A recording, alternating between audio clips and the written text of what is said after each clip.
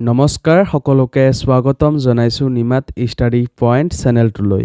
আজি আমি এই ভিডিঅ'টোৰ মাধ্যমেৰে BA second semester history unit 1ৰ সকলোবোৰ মোষ্ট ইম্পৰ্টেণ্ট চমু প্ৰশ্ন উত্তৰ আলোচনা কৰিম। আজিৰ এই ভিডিঅ'টোত আমি যিবোৰ প্ৰশ্ন উত্তৰ আলোচনা কৰিম এইবোৰ প্ৰশ্ন উত্তৰ তোমালোকৰ এক্সামত প্ৰায়ে আহি থাকে, চ' ভিডিঅ'টো প্লিজ শেষলৈকে চাবা। যদি তুমি এতিয়ালৈকে এই চেনেলটো ছাবস্ক্ৰাইব কৰা নাই তেন্তে প্লিজ চেনেলটো ছাবস্ক্ৰাইব কৰি দিবা আৰু এইটো ভিডিঅ' তোমালোকৰ বন্ধু বান্ধৱী অথবা হিষ্টৰীৰ হোৱাটছআপ গ্ৰুপত শ্বেয়াৰ কৰি দিবা।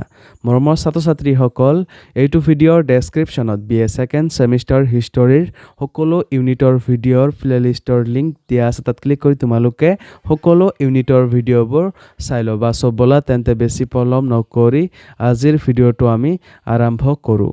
চমু প্ৰশ্ন উত্তৰ। 1 নম্বৰ প্ৰশ্ন, তাৰিখ-ই-বাদাউনীত কি বিষয়ে সমালোচনা কৰা হৈছে? উত্তৰ, তাৰিখ-ই-বাদাউনী গ্ৰন্থখনৰ ৰচয়িতা আছিল মোল্লা আব্দুল কাদিৰ বাদাউনী। এই গ্ৰন্থত মূলতঃ মোগল সাম্ৰাজ্যৰ ইতিহাস, বিশেষকৈ বাবৰ, হুমায়ুন আৰু আকবৰৰ শাসনকালৰ ঘটনাৱলী সন্নিৱিষ্ট কৰা হৈছে। গ্ৰন্থখনত আকবৰৰ ধৰ্মীয় নীতি আৰু সংস্কাৰমূলক ব্যৱস্থাৰ তীব্ৰ সমালোচনা লক্ষ্য কৰা যায়। বাদাউনীয়ে আকবৰৰ 16ই-কুল নীতি তথা বিভিন্ন ধৰ্মৰ লোকক ৰাজসভাত স্থান দিয়া কাৰ্যক সমৰ্থন কৰা নাছিল। তদুপৰি তেওঁ আবুল ফজল, ফাইজি আদি দৰবাৰী পণ্ডিতসকলৰ প্ৰভাৱ আৰু মতবাদৰো বিৰোধিতা কৰিছিল।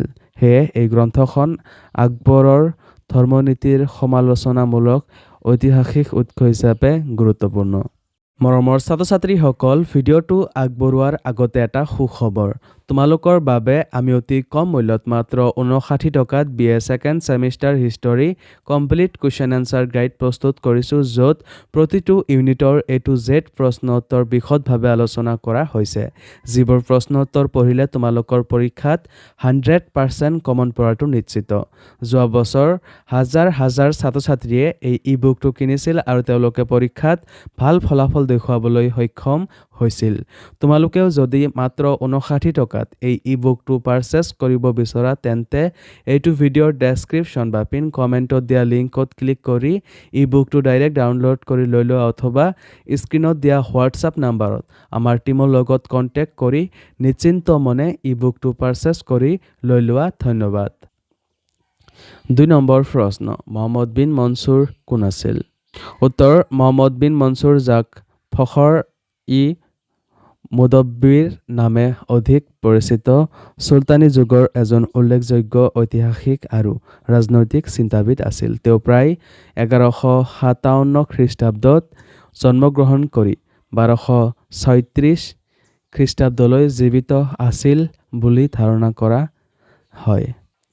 ঘোৰ শাসনৰ অন্তিম পৰ্যায়ত তেওঁ গজনীৰ পৰা লাহোৰলৈ গমন কৰে আৰু তাতেই সাহিত্যিক কৰ্মত নিয়োজিত হয়। তেওঁৰ ৰচনাসমূহৰ ভিতৰত খাজাৰা-ই-আনছাব আৰু আদব আল-হৰব ৱাল-সজা বিশেষ গুৰুত্বপূৰ্ণ। এই গ্ৰন্থসমূহে সেই সময়ৰ ৰাজনৈতিক ধাৰণা আৰু সামৰিক নীতিসমূহ বুজাবলৈ মূল্যৱান তথ্য প্ৰদান কৰে। 3 নম্বৰ প্ৰশ্ন, খ্যাত সাহিত্যৰ ঐতিহাসিক গুৰুত্ব সম্পৰ্কে লিখা। উত্তৰ, খ্যাত সাহিত্যসমূহ সম্পূৰ্ণ নিৰপেক্ষ বা ত্ৰুটিহীন নহ'লেও ইতিহাস অধ্যয়নৰ ক্ষেত্ৰত ইয়াৰ বিশেষ মূল্য আছে। বহু ক্ষেত্ৰত এই সাহিত্যসমূহৰ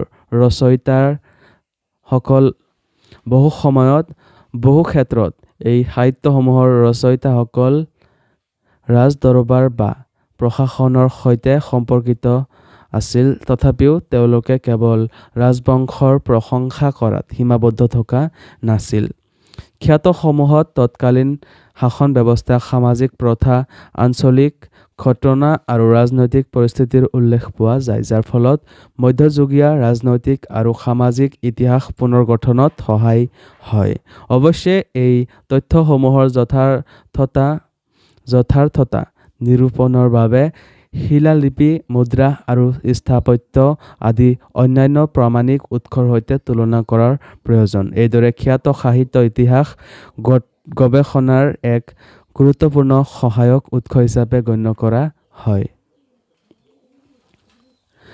4 নম্বৰ প্ৰশ্ন, 91 কলমী ভাষাৰ কি? উত্তৰ, 91 কলমী ভাষাৰ প্ৰাৰম্ভিক ভাষাৰ সাহিত্যৰ এটি গুৰুত্বপূৰ্ণ নিদৰ্শন, যাৰ বিষয়বস্তু মূলতঃ শিৱাজীৰ জীৱন আৰু তেওঁৰ ৰাজনৈতিক কাৰ্যকলাপৰ সৈতে সম্পৰ্কিত। ইয়াৰ ৰচয়িতা দত্তাজী ত্ৰিমাল বাকনিছ বুলি স্বীকৃত, যি শিৱাজীৰ ৰাজসভাৰ সৈতে জড়িত আছিল। এই গ্ৰন্থখনৰ ৰচনাকাল সভাসদ ভাষাৰতকৈ পৰৱৰ্তী বুলি ইতিহাসবিদসকলে মত প্ৰকাশ কৰিছে। মূল পাণ্ডুলিপি বৰ্তমান উপলব্ধ নহ'লেও সংগৃহীত তথ্যৰ ভিত্তিত কেইবাটাও সংস্কৰণ পোৱা যায়। খোন্দো অন্নাজী মালাকাৰে প্ৰস্তুত কৰা সংস্কৰণ বিশেষভাৱে উল্লেখযোগ্য। ইয়াৰ এক পাৰ্চী অনুবাদ তাৰিখ-ই-শিৱাজী নামেৰে প্ৰচলিত। এই ভাষাত 91টা অধ্যায় বা কলম সন্নিৱিষ্ট আছে, যদিও কিছুমান পাণ্ডুলিপিত অধিক সংখ্যাও দেখা যায়। শিৱাজীৰ জীৱনচৰিত আৰু মাৰাঠা শক্তিৰ উত্থানৰ অধ্যায়ত এই গ্ৰন্থখন এক মূল্যৱান ঐতিহাসিক উৎস হিচাপে গণ্য কৰা হয়। 1806 চনত লেফটেনেণ্ট ই.জে. ফ্ৰিছেলে আৰু পিছলৈ 1907 চনত ছাৰ যদুনাথ চৰকাৰে ইয়াক ইংৰাজীলৈ অনুবাদ কৰি অধিক প্ৰচাৰ লাভ কৰায়। 5 নম্বৰ প্ৰশ্ন, পাৰ্চী ইতিহাসবিদ জিয়াউদ্দিন বাৰানীৰ উল্লেখযোগ্য ৰচনাসমূহ কি কি? উত্তৰ, পাৰ্চী ভাষাৰ বিশিষ্ট ইতিহাসবিদ জিয়াউদ্দিন বাৰানীয়ে কেইবাখন গুৰুত্বপূৰ্ণ গ্ৰন্থ ৰচনা কৰিছিল। তেওঁৰ প্ৰধান ৰচনাসমূহৰ ভিতৰত ছানাহ-ই-মুহাম্মদী, ছালাত-ই-কবীৰ, ইনায়ত নামা-ই-ইলাহী, মাছিৰ-ই-ছাদাত, তাৰিখ-ই-ফিৰোজ শ্বাহী আৰু ফতৱা-ই-জাহানদাৰী উল্লেখযোগ্য। ইয়াৰ ভিতৰত তাৰিখ-ই-ফিৰোজ শ্বাহী দিল্লী চুলতানী যুগৰ ইতিহাস জানিবলৈ এক মুখ্য উৎস হিচাপে গণ্য কৰা হয়। আনহাতে ফতৱা-ই-জাহানদাৰীত শাসন ব্যৱস্থা, ৰাজনৈতিক আদৰ্শ আৰু নৈতিক নীতি-নিয়মৰ বিষয়েও বাৰানীৰ চিন্তাধাৰা প্ৰকাশ পাইছে। এই দুয়োখন গ্ৰন্থই তেওঁক মধ্যযুগীয় ভাৰতৰ এজন প্ৰসিদ্ধ পাৰ্চী ইতিহাসবিদ হিচাপে প্ৰতিষ্ঠা কৰিছে। মৰমৰ ছাত্ৰ-ছাত্ৰীসকল, আজিলৈ এইখিনিয়ে।